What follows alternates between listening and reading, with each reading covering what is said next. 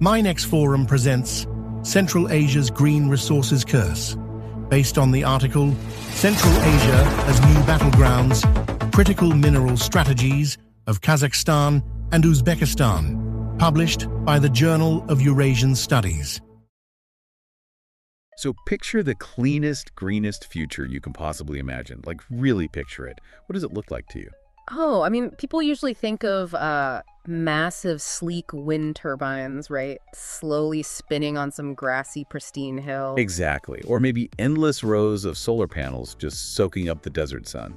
Or, that quiet, completely smooth acceleration of a brand new EV pulling out of your driveway. Right, the whole zero emissions dream. Yeah. And we are constantly told to think of this energy transition as clean, like it's completely equitable and a total break from the sins of the past. Yeah. But what if I told you the foundation of that exact wind turbine or the battery in that car is being built on a system of geopolitical and economic exploitation that makes the 19th century coal industry look tame? It is, honestly, the great paradox of our era. Because the physical hardware required to save the planet from carbon emissions, well, it requires an unprecedented amount of Earth to be moved. Just massive amounts of digging. Massive. But the actual bottleneck in this green revolution is not geological. I mean, we have plenty of rocks in the ground. Right. The real choke point, the place where global power is currently being hoarded, weaponized, and fought over, is what happens in the chemical factories after the rock leaves the mine. And that invisible choke point, that is the core mission of our deep dive today. We're exploring a massive, glaring blind spot in the global transition to clean energy. It's a huge blind spot. Yeah, we're going to look at how this supposedly pristine green revolution is triggering a really ruthless, high-stakes geopolitical scramble. And specifically, we're going to focus on two nations in Central Asia that are attempting a massive economic gamble. Which is fascinating because they are trying to completely rewrite the rules of global supply chains. They want to make sure they don't end up as the victims of a new, essentially green colonial model. Exactly. And the foundation for our analysis today is this profoundly illuminating 2026 paper published in the Journal of Eurasian Studies. It's titled Central Asia as New Battlegrounds, Critical Mineral Strategies of Kazakhstan and Uzbekistan. Authored by Kim and a specialized team of researchers, yeah. Right. And it is essentially an X-ray of the hidden mechanics of the 21st century energy grid. Like, it completely dismantled the way I look at global supply chains. Oh, totally. Because, we hear so much in the news about the upstream process, right? The physical mining? Exactly. The blasting, the heavy machinery, getting the ore out of the earth. Yep. And then we hear endlessly about the downstream process, which is Elon Musk selling an electric vehicle or a utility company installing a solar farm. Right, the finished shiny product. But this paper skips past both of those. It zeroes in entirely on the midstream. Okay, so let's define that for the listener. What exactly is the midstream? So the midstream is the great filter of the global economy. It is this highly complex, mostly chemical and industrial bridge between raw, dirty ore and a final usable product. So we're talking about like processing? Yeah, smelting, refining, high-purity chemical separation, calcination. It's the process where you take a crushed rock that contains a chaotic mix of 50 different elements, right? And through intense heat and highly toxic chemistry, you transform it into a 99.99% pure industrial input, like a precursor for a lithium-ion battery or a permanent magnet for a wind turbine. And the paper introduces this visual metaphor for this global supply chain that I honestly just cannot stop thinking about. They describe it as an hourglass. The hourglass model, yes. It's brilliant. Yeah, so if you are listening, just picture a classic glass hourglass sitting on a table. What is the top part of that? Well, the top bulb of that hourglass represents the upstream, the mining. And what is fascinating is that the top bulb is actually incredibly wide and geographically diverse. Because mining happens everywhere. All over the planet. You've got massive lithium brine operations in the high-altitude deserts of Chile. You have hard rock lithium mining in Western Australia. Cobalt in the Democratic Republic of Congo, right? Exactly. You have rare earths being dug up in the Americas, in Africa, in Southeast Asia. The raw materials are everywhere. Okay, so the top of the hourglass is full of sand from all over the world, but then all of that raw, unprocessed dirt has to flow down into the narrow neck of the hourglass. And that neck is the midstream, and it is shockingly dangerously narrow. How narrow are we talking? For critical minerals like lithium, cobalt, and rare earth elements, Somewhere between 60% and over 90% of the global refining and processing capacity is concentrated in a single country. Let me guess. China. Mostly China, yes.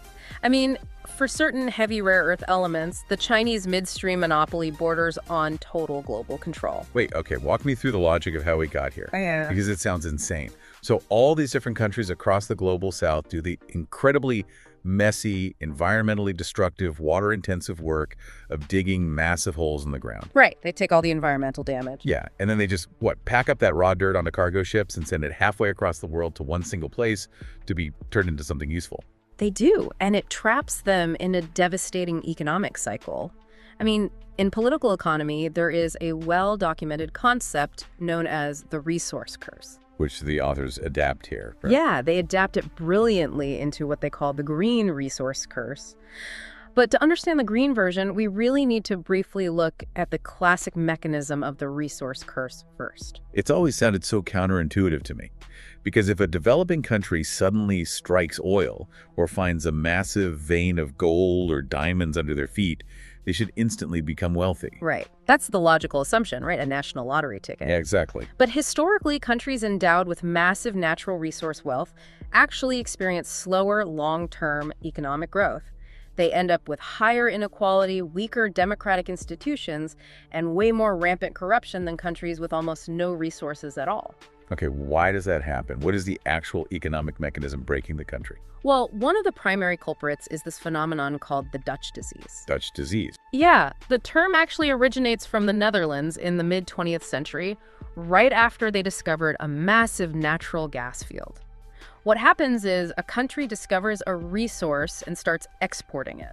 Okay, makes sense. And this triggers a massive influx of foreign currency flowing into the country to buy that resource. Which sounds like a good thing. More money, right? It does, until you realize that this flood of foreign money artificially drives up the value of the country's local currency. Oh, I see. Yeah, so when the local currency becomes extremely strong, suddenly everything else that country produces, let's say agriculture, textiles, or basic manufacturing, becomes way too expensive to sell on the global market. Because their money is worth too much, so their exports are pricey. Exactly. No one buys their manufactured goods anymore. Those other highly productive sectors of the economy just wither and die. The country becomes entirely dependent on digging one thing out of the ground. So the resource wealth literally hollows out the rest of the economy.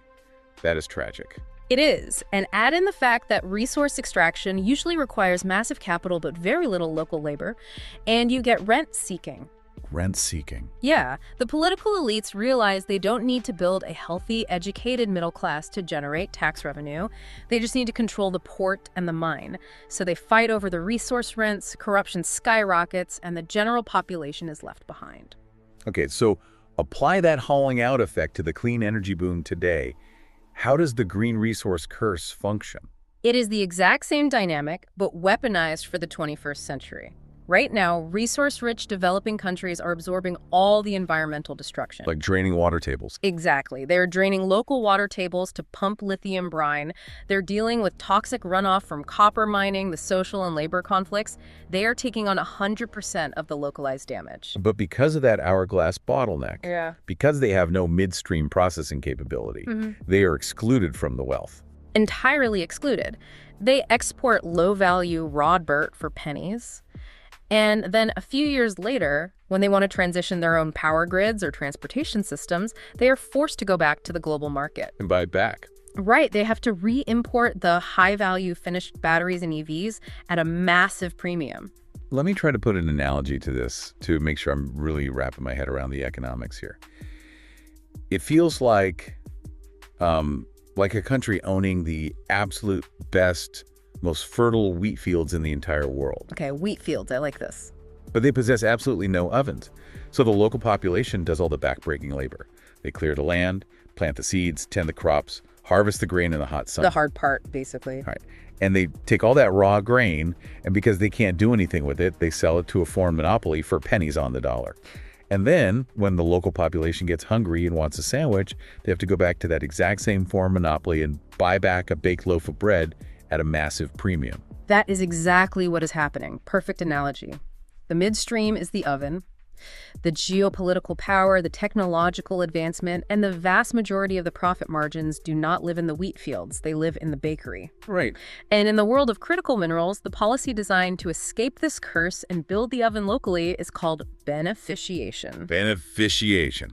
Okay. That sounds like a piece of bureaucratic jargon, to be honest. But based on this paper, it might be one of the most important words for global economics over the next decade. It absolutely is. So what does it actually mean in practice? Like, how does a country do beneficiation? Beneficiation is a legal and economic mandate. It is a government drawing a line in the sand and saying, you can no longer just dig up our raw ore and put it on a ship. Right, stopping the raw export. Yeah. They say, if you want access to our minerals, you must build the processing plant here. You must beneficiate or add value to the ore inside our borders before it is legally allowed to be exported. So it's literally forcing the foreign companies to build the ovens locally. Yes. Because it is not just about capturing the profit margin of the refined chemical, it's about the learning effects. What do you mean by learning effects? Well, when a highly advanced hydrometallurgical plant is built in your country, your local universities have to start training chemical engineers. Your local construction firms have to learn how to pour specialized concrete and build high-tolerance industrial piping. Oh, I see. It ripples out. Exactly. Your electrical grid has to be upgraded to handle gigawatts of stable power. Beneficiation forces the entire industrial base of the country to level up. And the paper is very clear that this isn't just theoretical. They point to historical precedents of countries that successfully avoided the curse through smart policy. Yes, they're a great example. Like Norway. Yeah. They found massive world-class offshore oil reserves in the North Sea. But instead of letting that wealth trigger Dutch disease and hollow out their manufacturing base, they strictly managed the revenue. They forced technological transfer from foreign drillers. Yeah, and they channeled the profits into a sovereign wealth fund that is now worth over $1.4 trillion. Right. It secures the future of every Norwegian citizen. The paper also highlights Botswana's diamond development model, which is super relevant here. Oh, how did that work? When Botswana discovered massive diamond reserves, they didn't just let foreign mining conglomerates take the rough stones to London or Antwerp for sorting and cutting. Over time, they negotiated fiercely with De Beers. They made them stay local. Yes. They insisted that the highly skilled, value-adding processes of sorting, cutting, and polishing had to happen in the capital, Gaborone. And South Africa is attempting to replicate this exact logic right now with their 2025 critical minerals strategy. So escaping the green resource curse is a choice. It is a matter of incredibly difficult strategic policy. A very deliberate choice. Which brings us to the actual battleground of this paper. A region that, let's be totally honest, most of the Western world historically viewed as just a massive empty spot on the map to fly over on the way to somewhere else. Central Asia. Central Asia? Yeah, historically, Central Asia has been viewed by geopolitical strategists through a deeply reductive lens. I mean, for decades, it was seen simply as Russia's near abroad. It's just a legacy sphere of influence from the Soviet Union. Exactly, a place whose primary function was to be a vast, compliant hinterland. And then in more recent years, it was viewed merely as a transit corridor. It's a land bridge for China's Belt and Road Initiative. Right, a place to build railways over so Chinese manufactured goods could reach European markets faster. It was always about passing through. But Kim and the researchers argue that this view is completely obsolete now. We need a total reevaluation. Because Central Asia is no longer just a corridor for other people's goods.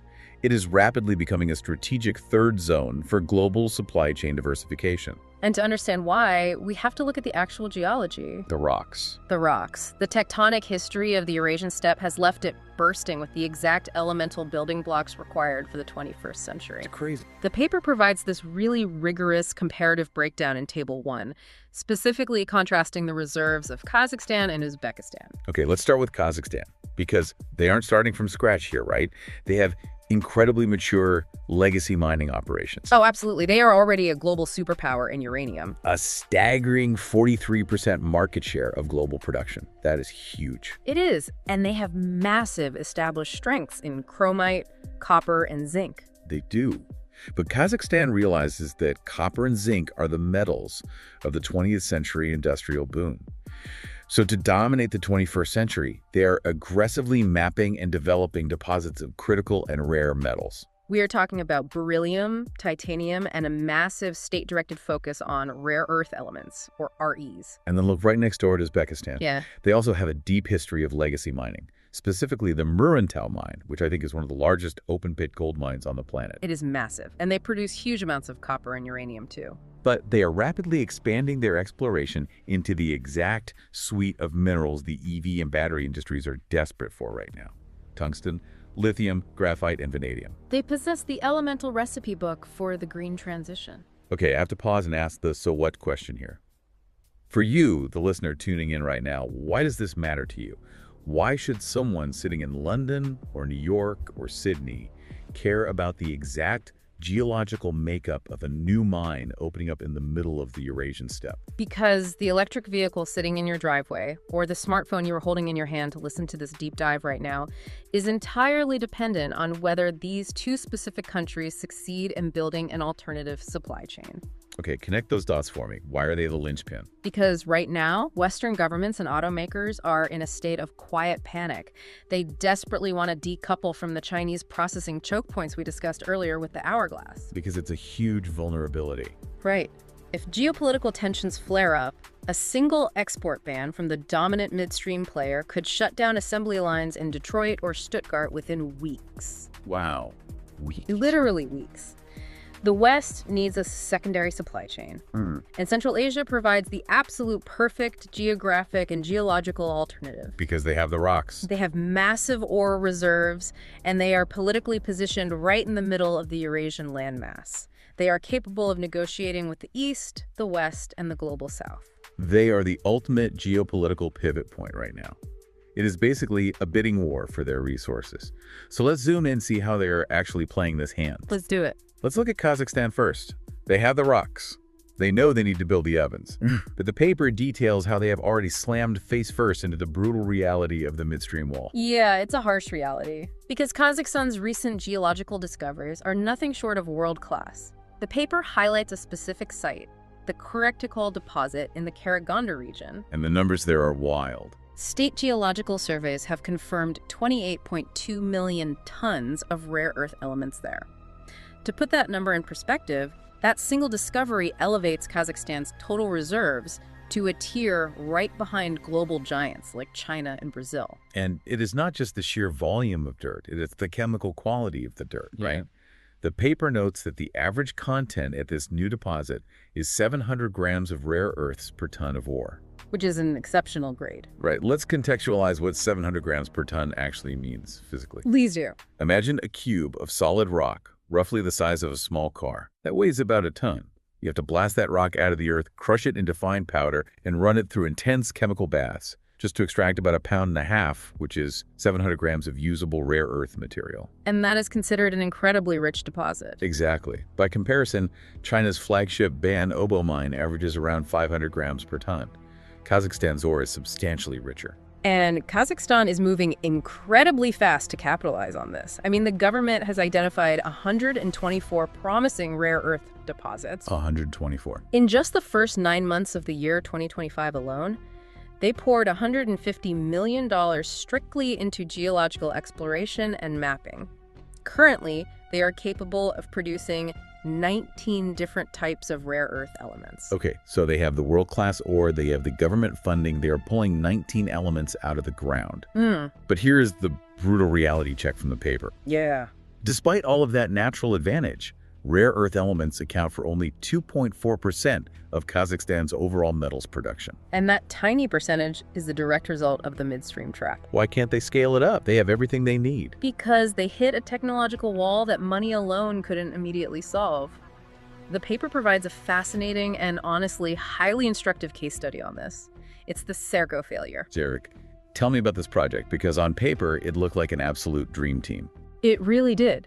Serco was a joint venture formed between Kazatomprom, which is Kazakhstan's highly sophisticated state-owned nuclear energy company. So they know what they're doing. Exactly. And their partner was Sumitomo, one of Japan's premier technological conglomerates. The goal was massive. They wanted to refine and produce 5,000 to 6,000 tons of rare earth oxides annually, right inside Kazakhstan. Okay, so they had Japanese high-tech engineering, they had full state backing and infrastructure, and they had the richest raw material in the world sitting in their backyard. How did it fail? Because they couldn't master the precision chemistry. And this is the most crucial lesson of the entire paper, honestly. Serco proves that the actual mining, the blasting of the rock, and moving the dirt is the easiest part of the entire supply chain. Wow. Yeah. Precision chemical separation is the true, unforgiving barrier to entry in the 21st century economy. Wait, I want to really dig into the mechanics of this. Why is chemistry so difficult? Because I think a lot of people, myself included, imagine mining a rare earth element is like panning for gold. It's washing away the dirt. Yeah, you just wash it and boom, there's a shiny nugget of neodymium left behind. It is nothing like that. Rare earth elements are a specific group of elements on the periodic table, mostly the lanthanides. When you dig up a rare earth deposit, you do not find a pure chunk of one element. You find a highly complex mineral structure where all 15 of these rare earth elements are bonded together at a molecular level. And the problem is that they are chemically almost identical. Exactly. Because of their atomic structure, specifically how their outer electron shells are configured, they behave almost identically in chemical reactions. So how do you separate them? I have no idea. You can't just melt them at different temperatures easily. You have to use a process called solvent extraction. I need a metaphor here, because chemistry is not my strong suit. Fair enough. Think of it like this. Imagine you have a massive sandbox. But instead of just sand, the box is filled with millions of microscopic grains of sand, salt, and sugar completely mixed together. Okay, yeah, a sandbox. Your job is to extract only the sugar, grain by grain. And you only want the sugar. I mean, you can't exactly use tweezers for that. You can't, so you have to create a highly specific liquid solvent that slightly prefers to bind to sugar over salt. You wash the sand in the liquid, let it settle, and skim it off. Okay, that sounds doable. But it's not perfect. The first wash might give you a mix that is 60% sugar and 40% salt, so you have to wash it again and again and again in a cascading series of hundreds of massive tanks called mixer settlers. Hundreds of tanks. Yeah. And in the real world, instead of salt and sugar, we're talking about highly toxic acids and radioactive byproducts, right? Yes. It requires immense volumes of water, highly corrosive acids, and absolute chemical precision. If your temperature is off by a fraction of a degree, or your solvent mixture is slightly imbalanced, the elements don't separate. It just fails. It fails. And the Serco joint venture hit a complete, insurmountable wall when it came to separating heavy rare earth elements, or HREs. Why are the heavy ones so important? What makes them different? Elements like dysprosium and terbium are the heavy rare earths. You need them to make the permanent magnets in electric vehicle motors and wind turbines. For the heat resistance, right? Exactly. If you don't add dysprosium to a neodymium magnet, the magnet loses its magnetic charge when the motor gets hot. They are fundamentally irreplaceable for modern green tech. So because Kazakhstan and their Japanese partners couldn't perfectly execute the sandbox chemistry for the heavy elements, the entire project collapsed. They simply couldn't achieve the purity required by the global market. Because they couldn't separate the heavy elements, they lost the vast majority of the economic value. That is brutal. They were forced to take their partially processed, mixed mineral soup and ship it to the only place on Earth that had the massive chemical infrastructure to finish the job. Let me guess. China. Exactly. The neck of the hourglass strikes again. Despite all their ambition, Kazakhstan ended up as just another supplier of semi-processed raw material to the Chinese monopoly. That is devastating. Yeah. So faced with this massive technological deficit, what did Kazakhstan do? I mean, they couldn't just give up. They didn't. They executed a highly pragmatic, somewhat controversial pivot. The government realized that they could not build the midstream chemical processing alone. Right. And that waiting for Western companies to transfer the technology was going to take decades. So they swallowed their pride and accepted massive injections of Chinese capital and engineering to build the facilities directly on Kazakh soil. It is the ultimate if you can't beat them, hire them to build your factory strategy. Pretty much. And the paper points to a specific example of this, right? Yeah. The Jiaxin International Tungsten Plant in the Almaty region. Yes. This is a $300 million project backed by Chinese industrial capital. And the goal here is not just to produce a basic tungsten concentrate. The second phase of the project is specifically engineered to achieve 88.5% purity ammonium paratungstate. Which is deep midstream processing. Highly advanced processing happening inside Kazakhstan, but utilizing Chinese proprietary technology and capital. Wait a minute, I have to call out the massive contradiction here. Go for it. Kazakhstan's entire geopolitical pitch to the West, to the United States and Europe, is, hey, we are the safe, neutral, non-Chinese alternative for your critical minerals. Right. But to build that alternative quickly, they are relying on Chinese money, Chinese engineers, and Chinese technology. How does that solve the monopoly problem? Aren't they just fully incorporating themselves as a vassal state into the exact same vertical monopoly they are pretending to bypass? That is the incredibly dangerous tightrope they are walking. It is a calculated risk. Kazakhstan's leadership believes they can host Chinese technology without surrendering sovereign control of the underlying resource. That's a big if. It is. To mitigate the risk of becoming a vassal, the paper outlines their decentralized partnership model. They are developing a massive special economic zone called Alataw City. What is the goal of Alataw City? How does a special zone fix this? It is designed to be a completely neutral, internationalized industrial hub. They are trying to balance the rapid speed, cash, and technological readiness of the Chinese firms with the financial de-risking and high regulatory standards of Western firms. It's like getting everyone in the same room. Yeah, hoping they balance each other out. But there is another massive wrench in Kazakhstan's plan, especially when dealing with the West. Let's talk about the European Union, because the EU desperately wants these critical minerals from Kazakhstan. But the EU has recently implemented incredibly strict environmental and carbon tracking laws. They demand green minerals. Which brings us to the sustainability paradox for Kazakhstan. Processing rare earth elements requires gigawatts of constant, reliable baseline power to run those hundreds of chemical mixer settler tanks. Right, it's energy intensive. You cannot run a hydrometallurgical plant on intermittent wind or solar power alone. You need baseline power. And where does Kazakhstan get its reliable baseline power? According to the data, 57% of Kazakhstan's mining and industrial operations are powered by coal. Okay, so to recap, you are using massive amounts of the dirtiest, most carbon-intensive fossil fuel on Earth to dig up and chemically process the exact materials that are meant to save the planet from fossil fuels. It is a profound contradiction, and Europe is not going to look the other way. The EU has implemented the Carbon Border Adjustment Mechanism, or CBAM. The carbon tax. Yeah, it essentially places a strict carbon tax on imports based on how much greenhouse gas was emitted to manufacture them. So if Kazakhstan uses a coal-fired power plant to process their lithium or rare earths, the EU will tax it so heavily at the border that it becomes completely uncompetitive. Exactly. If Kazakhstan cannot radically clean up their domestic energy grid, they will find themselves locked out of the premium Western markets, regardless of how good their chemical separation eventually gets. Okay, so that is the situation in Kazakhstan. They are leaning heavily on foreign capital, trying to balance Chinese speed against Western standards, walking a very wobbly geopolitical tightrope, all while trying to green their power grid. Now let's look south. Let's look at their neighbor, Uzbekistan. Because if Kazakhstan is being pragmatic, Uzbekistan is taking a completely different and, frankly, astonishingly massive swing. Oh, it's night and day. Where Kazakhstan is decentralized and playing all sides, Uzbekistan is attempting to engineer a massive, vertically integrated, fully state-controlled economic machine from the top down. Like a command economy approach. Very much so. The paper details a tectonic institutional shift that occurred in 2024. The Uzbek government created a singular gargantuan entity called UzTMK, the Uzbekistan Technological Metals Complex. They basically took every single state-owned mining asset, every critical mineral reserve, and every processing facility and smashed them together into one centralized behemoth. They did. And they backed this new mega entity with a staggering aggressive investment pipeline.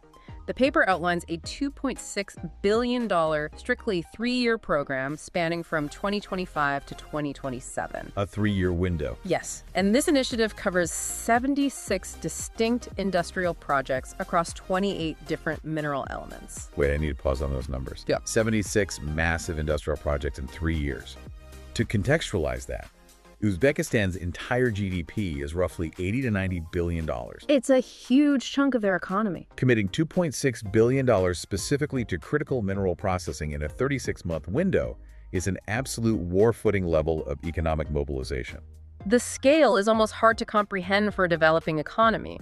But they are not just trying to build the processing ovens. Uzbekistan is attempting something far more radical. They were trying to build an entire microeconomy entirely within their own borders. Going back to our analogy, they aren't just baking the bread. They are opening the sandwich shop, managing the delivery fleet, and eating all the profits. Exactly.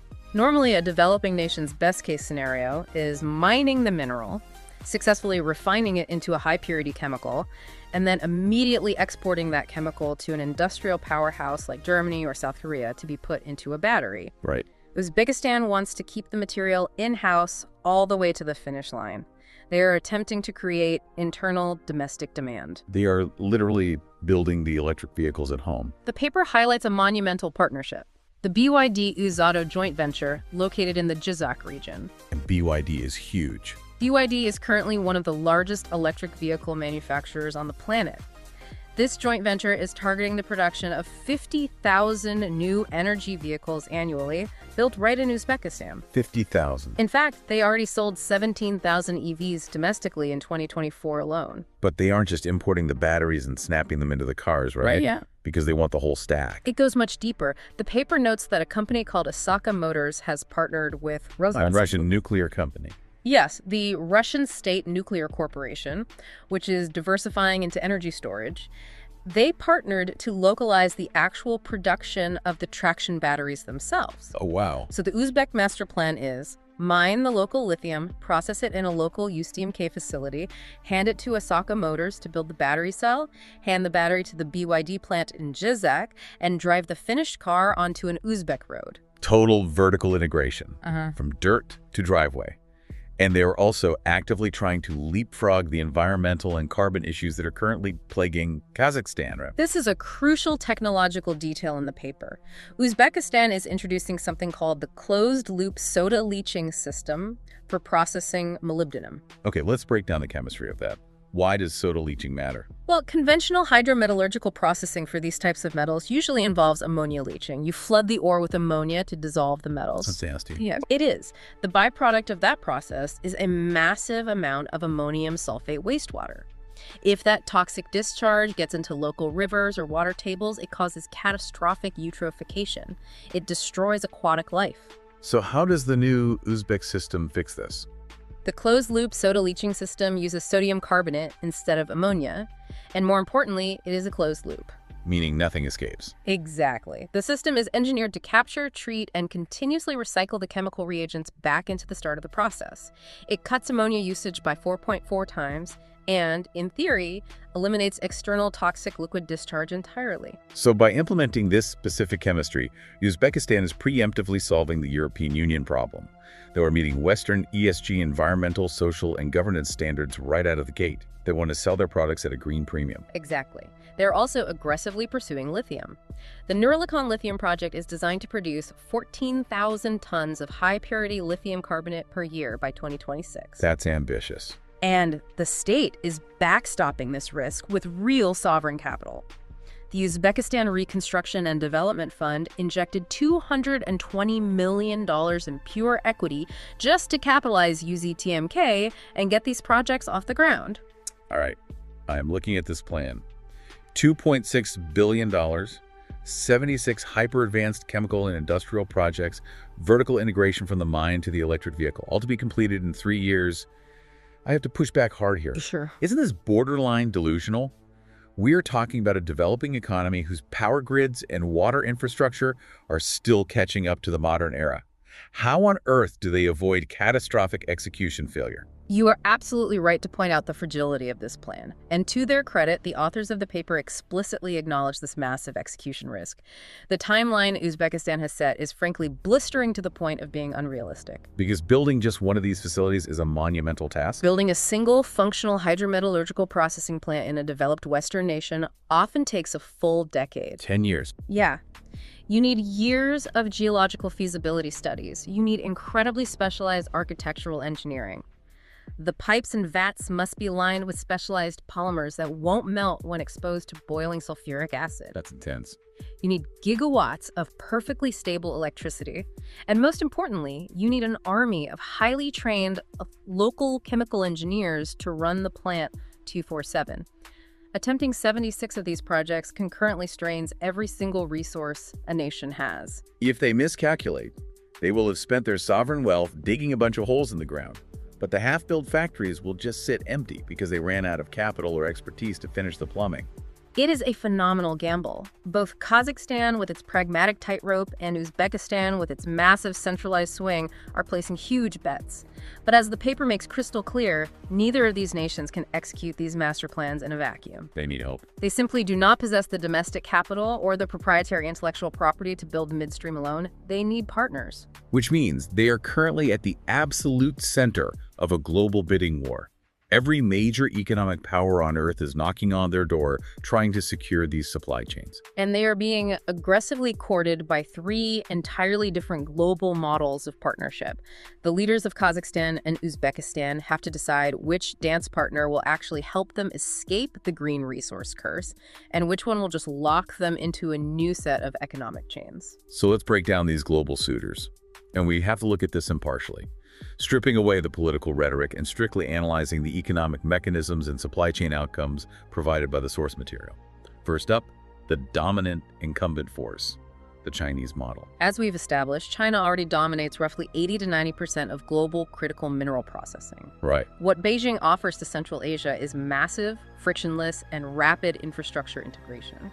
The state-backed Chinese enterprises have the capital ready to deploy immediately without 5 years of shareholder votes, and they can construct industrial facilities at astonishing speed. And the paper cites multiple examples of this playing out right now in Uzbekistan. Like, the China State Gold Group is actively expanding exploration. Yes, and the Suriname mining complex is being constructed. And a Chinese firm called Lyailya is dropping $200 million in a single investment to build a non-ferrous metals plant. The pros of the Chinese model for a developing nation are obvious. You get unparalleled speed, incredible scale, and immediate cash on hand. If you sign the contract on Monday, the bulldozers arrive on Tuesday. But the cons? The cons are equally significant, and they threaten the very core of beneficiation. The structural risk of deep dependency is profound. How so? The Chinese investment model historically focuses on raw or semi-processed or offtake. They will gladly build the mine, and they might build a primary processing facility to crush the rock. But the deep proprietary technological transfer, the actual chemical blueprints for high-purity separation, rarely leaves Chinese corporate control. So the host country gets a shiny new factory, and they get some low-level jobs sweeping the floors or driving the dump trucks, but they never actually get the blueprint to build the next factory themselves. Exactly. They remain a subordinate node in a vertically integrated network managed from Beijing. That's the risk. Now let's pivot and look at suitor number 2, the Western model, driven primarily by the United States and the European Union. The Western approach is fundamentally different. It is entirely driven by legislative frameworks, financial de-risking, and strict compliance. You have these massive, sprawling pieces of legislation like the U.S. Inflation Reduction Act, the IRA, and the EU's Critical Raw Materials Act, the CRMA. Let's look at how the U.S. is maneuvering here. The paper notes that the United States recently signed high-level memorandums of understanding regarding critical minerals with Uzbekistan in September 2024 and with Kazakhstan in November 2025. The pros of the Western model are highly attractive to Central Asia. If you partner with the West, you are guaranteed to operate under high regulatory standards, strict environmental compliance, and transparent accounting. Which is great for their global reputation. Yeah. And more importantly, if your minerals meet the requirements of the IRA or the CRMA, you gain unfettered access to the most lucrative, premium-paying consumer markets in the world. But the cons of the Western model are incredibly frustrating for developing nations. Why is that? The Western approach heavily emphasizes financial tools, tax credits, loan guarantees, de-risking mechanisms. They emphasize that over actual embedded technological transfer on the ground. Furthermore, it relies on complex bureaucratic ESG frameworks that move at a glacial pace. Walk me through what that looks like on the ground for a country like Kazakhstan.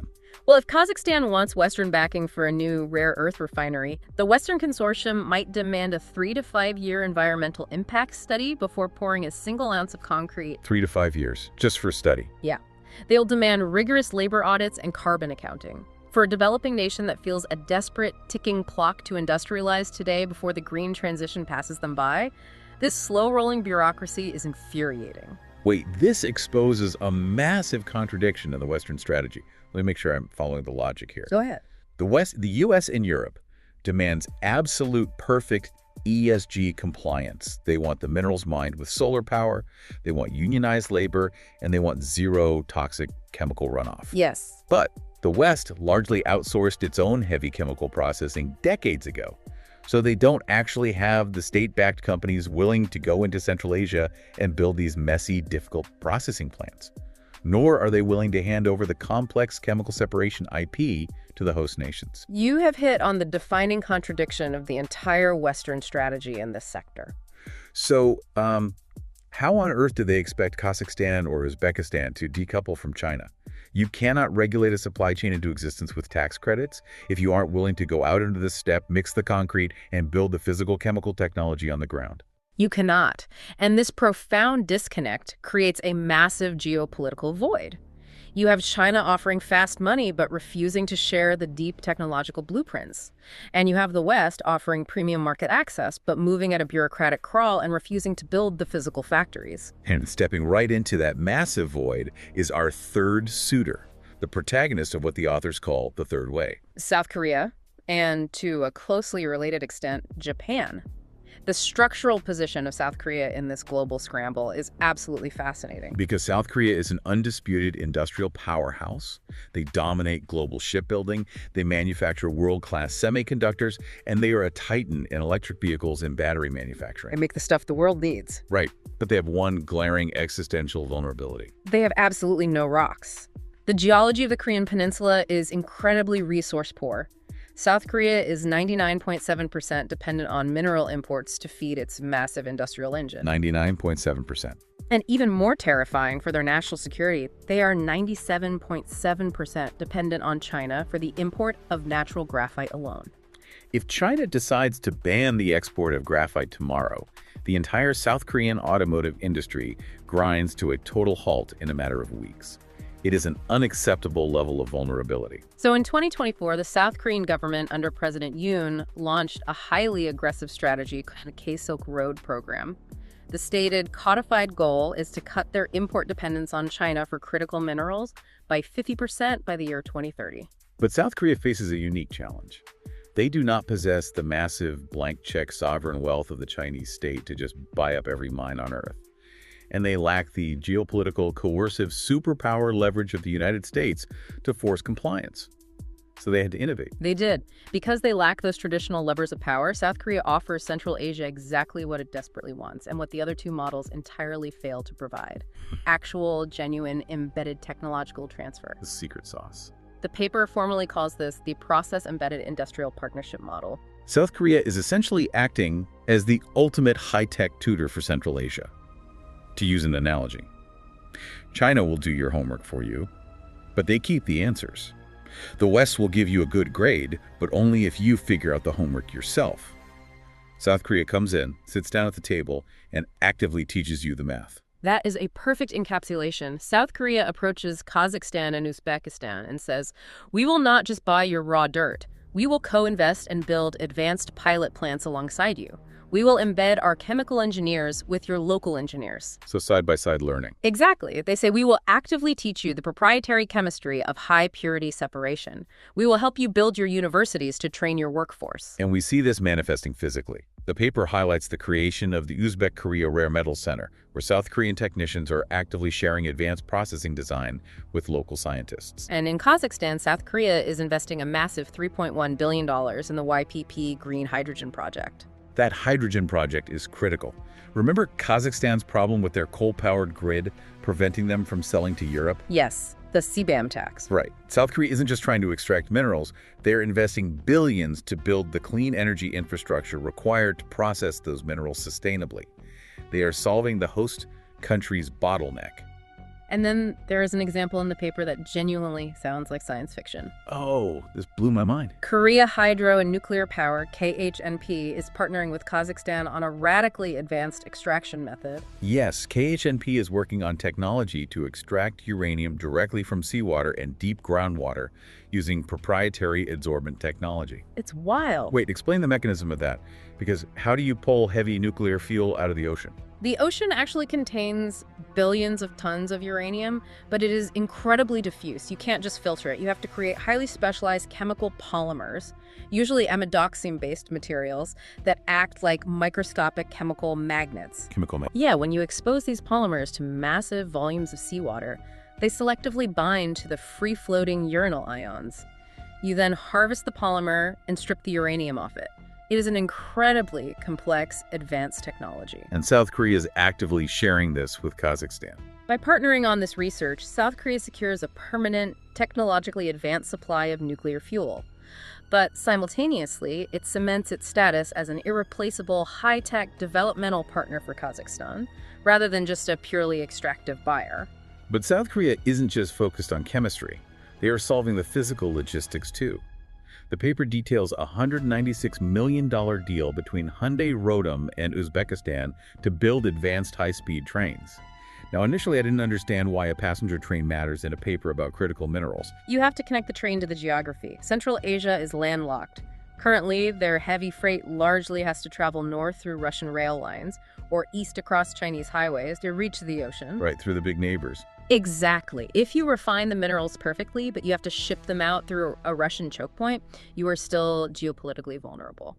So the Hyundai trains are about building physical independence. Exactly. They are building out the infrastructure for the middle corridor, the Trans-Caspian International Transport Route.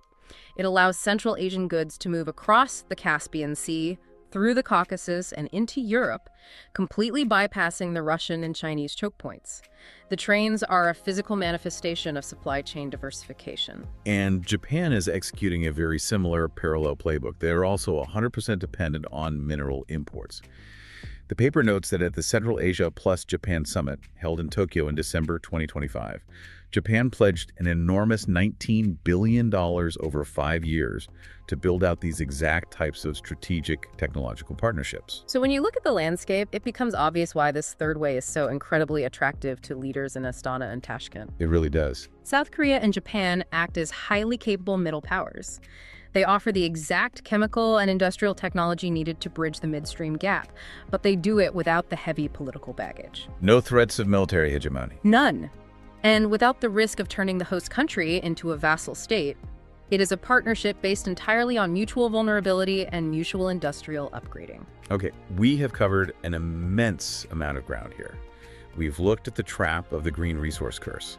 We've looked at the specific, disparate strategies of Kazakhstan and Uzbekistan, and we've analyzed the competing global models trying to win their favor. It's a complex board. It is. But the authors of this paper synthesize all of these successes, failures, and geopolitical tensions into an ultimate master blueprint. They do. They distill their findings into 4 essential non-negotiable conditions. If any resource-rich developing nation on Earth wants to escape the green resource curse in the 21st century, they must successfully execute these 4 steps. Let's walk through them one by one and really break down what they mean in reality. Condition number 1, midstream technological internalization. This is the absolute core. A nation cannot just dig. They must aggressively acquire, internalize, and master the complex engineering and chemistry required for high-purity separation. Like the sandbox. Exactly like the sandbox. They must figure out the solvent extraction cascades. They must learn to isolate the heavy rare earths.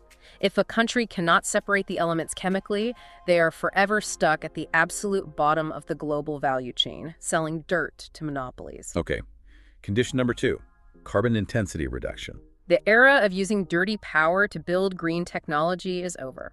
Emerging global trade regimes, like Europe's CBAM carbon tax, will brutally penalize products processed with high carbon emissions. You can't use coal to make solar panels anymore. Right. A nation must build a green electrical grid, whether that is nuclear, hydro, solar, or wind to power their massive chemical processing plants.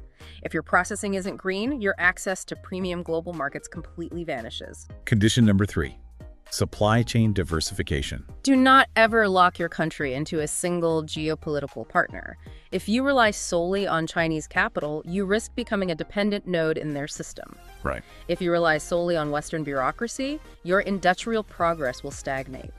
A successful nation must actively play the suitors against each other, taking the best parts of the Korean tech transfer model, the Chinese capital model, and the Western market access model to maintain total sovereign flexibility. And finally, Condition number 4, institutional learning. This is the generational long game. Building a factory is meaningless if you have to import foreign engineers to run it. A country must build the educational infrastructure to train a massive domestic workforce. It's about human capital. Absolutely. They need local chemical engineers, local metallurgists, local patent lawyers, and local project managers. The host country must eventually own and generate the intellectual property itself. Otherwise, the wealth will eventually evaporate the moment the foreign partners decide to leave. So when you, the listener, turn on the news and hear a politician talking grandly about securing critical mineral supply chains or winning the global clean energy race, I want you to run their rhetoric through the filter of these 4 steps. It's a great test. Look past the ribbons being cut at new mines. Ask yourself, are they just digging more holes in the ground? Or are they actually doing the excruciating complex work of building sustainable, high-tech domestic industries? Because the curse was never in the rocks. The curse has always been in the policy choices. The authors forcefully argue that if countries like Kazakhstan and Uzbekistan can successfully execute this 4-step blueprint, the economic reward is world-altering. They can literally leapfrog from low-income or middle-income status to upper-middle-income status within a single decade, specifically targeting the window between 2025 and 2035. It is a rapidly closing window of opportunity. The entire global clean energy transition is a dangerous mirage if it simply replaces our historical dependence on a few Middle Eastern oil cartels with a new, equally fragile dependence on a single, monopolized midstream choke point for critical chemicals. Exactly. Kazakhstan and Uzbekistan are fighting a quiet, intense, and incredibly high-stakes war to ensure they are full, wealthy partners in this green future, and not just pit stops on someone else's supply chain. It represents a potential complete restructuring of global industrial power. And that leads me to one final thought, something I really want you to chew on after you finish this deep dive. We have spent this entire time talking about physical mass.